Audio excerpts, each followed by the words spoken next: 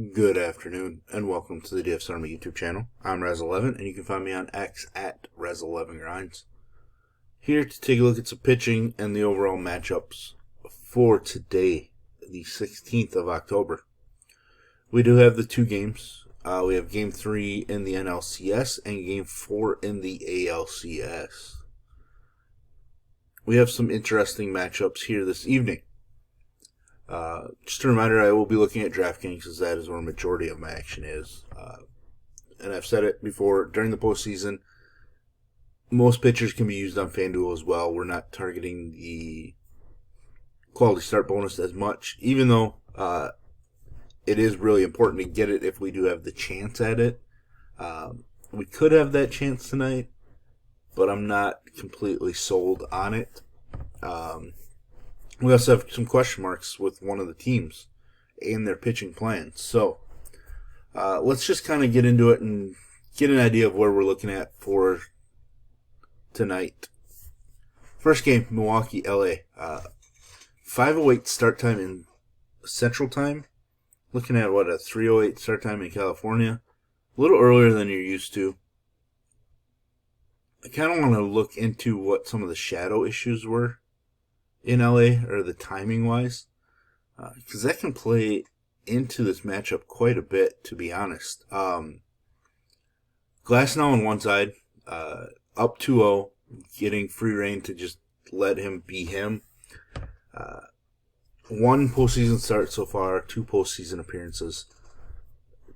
Was pretty dominant against the Phillies. Didn't pick up the win, but 6 shutout innings, striking out 8. After he went 1 2/3, allowing 4 runners in his relief appearance. The plus thing for him, he's pitching at home where he's been far better. Average against him just 166. His home run rate does go up a little bit, but his strikeout rate jumps dramatically compared to his road numbers this season. He is a somewhat volatile guy because he can allow a bunch of base runners. With that said, 2 starts against the Brewers this season, a strikeout per inning, 1 earned run allowed across 2 starts. Shockingly, he went 0-1 in those 2 starts, while allowing just 1 earned run, and 6 base hits. So, absolutely dominant performance against the Brewers.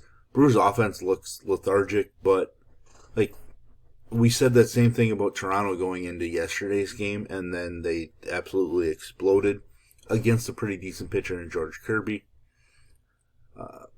I think on raw overall stuff, I think Glasnow's slightly better than Kirby, but that doesn't matter.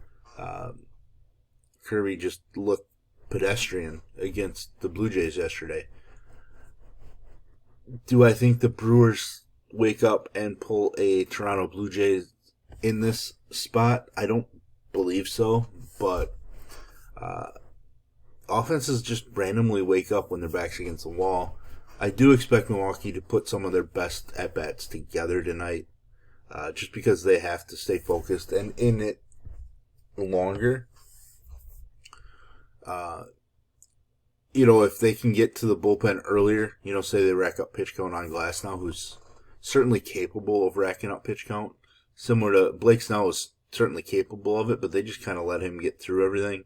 100 pitches in 5 innings here. This is something that I could definitely see happening, in this game. This is a stat line that I could see. The quicker the Brewers can get to the Dodgers bullpen, the better chance they have to win this game, because the Dodgers bullpen is just not reliable at this point. Sasaki had looked absolutely dominant in his new little closer role, but then against Milwaukee, he suddenly just struggled. So, but Glasnow, easily for me the top pitcher on the slate. The upside is just so much greater than any other pitcher we're looking at. On the other side, Quintana, I don't know if it's going to be Quintana or if it's going to be Mizorowski. I think it should be Mizorowski, but I'm just not sure what their plans are. They haven't come out yet. I talked about it in yesterday's video when we slowly talked about yesterday's game and then touched on tonight's game for the 2-day slate.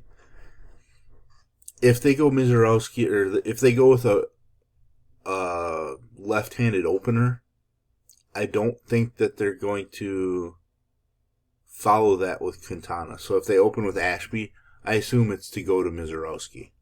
If they open with like McGill or somebody, I would guess that it's going to Quintana after, unless we get an announcement. I understand the Ashby to Mizorowski path a little bit more. Trying to mess with the lineup a little bit, trying to get them to, maybe not start Muncy, etc.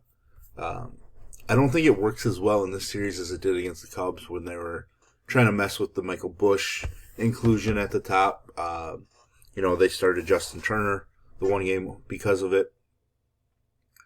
It kind of takes a bat, one of the strongest, most dangerous bats away from a team like the Cubs for as long as they can keep a left-hander in there. But they didn't follow Ashby up with Quintana in that series. So if they're going to start a left-handed pitcher, like, as an opener, why would they just not start a left-handed Quintana outright? Is the way I kind of look at it. So I would expect that if Ashby gets named the opener in this spot, that it ends up being Mizorowski. Long guys, Chad Patrick, but he's become so valuable for this team out of the bullpen in the postseason. I just don't know that they're going to go that route. Tobias Myers looked pretty rough, 2 days ago in his relief appearance. Hadn't pitched in a while. He's definitely lengthened out, but I don't really think they want to trust him in a down 2-0 spot to follow an opener, etc.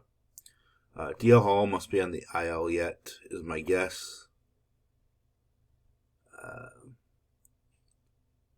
Or he came off the IL. I'm just not sure. He must not be on the roster. I've not dug into their relievers just because they haven't used them yet. So I assume he's not on.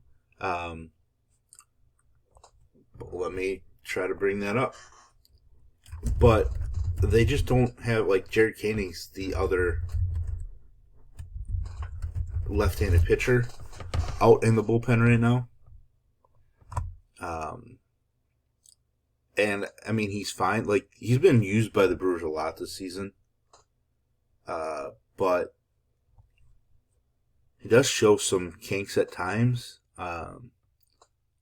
But, I mean, I think in this series they're going to have to rely on him some. So, that's kind of why they can probably get away with opening with a lefty, using one of theirs right away. They do have Robert Gosser, but he has not looked the best out there. Got lit up by the Cubs. Allowed a couple base runners against the Dodgers. Certainly could be relied upon, obviously, to face a guy in there. I'm a little shocked that he made that postseason roster over DL Hall. Looking at it now.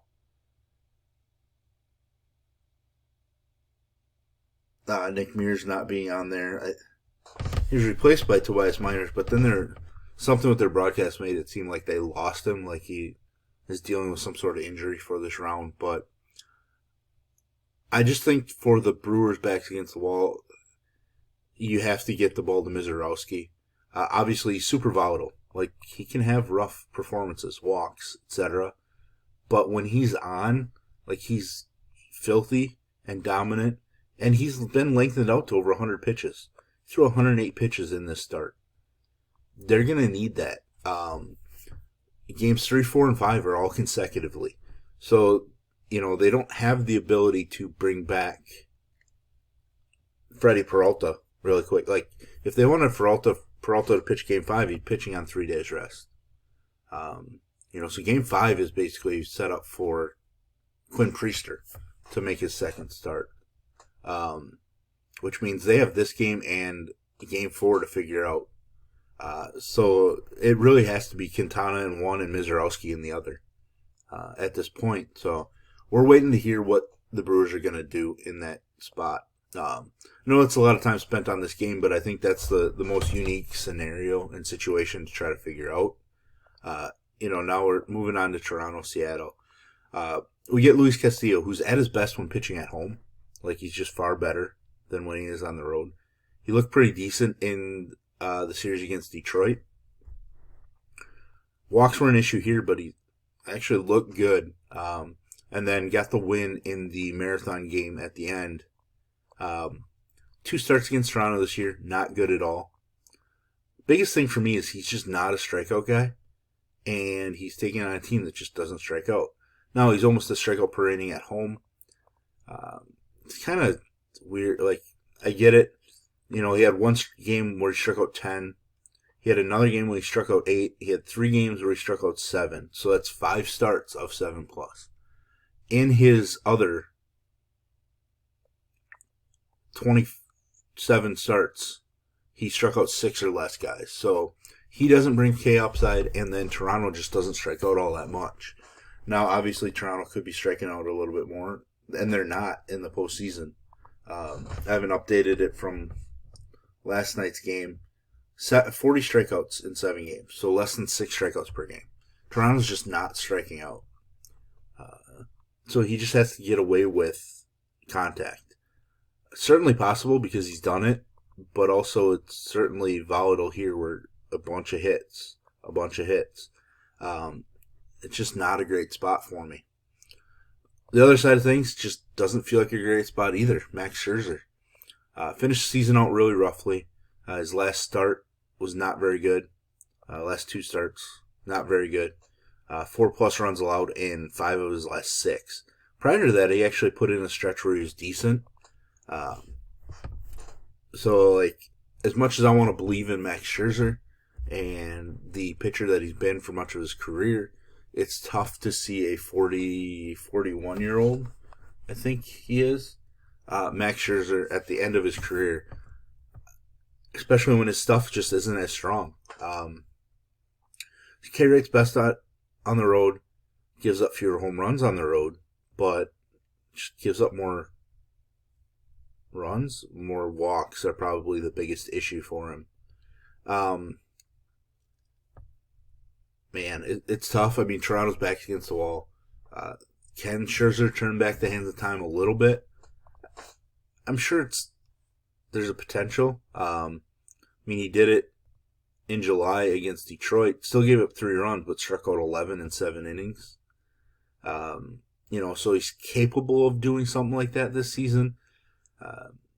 Out of his mouth, it just sounds like he just hasn't been healthy all season long. And that's probably just the culmination of many years pitching. Everything's kind of coming together, so it's tougher for him to stay healthy. When it comes to bullpens between those 2 teams, I trust the Seattle bullpen much more than Toronto's. So I'm going to give the edge to Castillo, but it's not like it's because of him. I actually think Scherzer probably has a slightly higher ceiling in this particular spot, which is gross to say, to be honest. We just know which relievers, Toronto showed us last night, if you get to the bad side of the Seattle bullpen, they're bad, and offense can happen. So the goal for Seattle, even though they're up 2-1, is to get the ball to the hands of Brash, Spire, Munoz, and I feel like I'm leaving one guy out here, Bizzardo, as their main bullpen arms. You get to the ball to them quicker, good things happen for that team. So, but there we have it. There's our first look at the pitching and the matchups for tonight. If you enjoy what I bring to you, please hit the like button, hit the subscribe button, turn the notification bell on, get the alert anytime we drop videos here at TFS Army.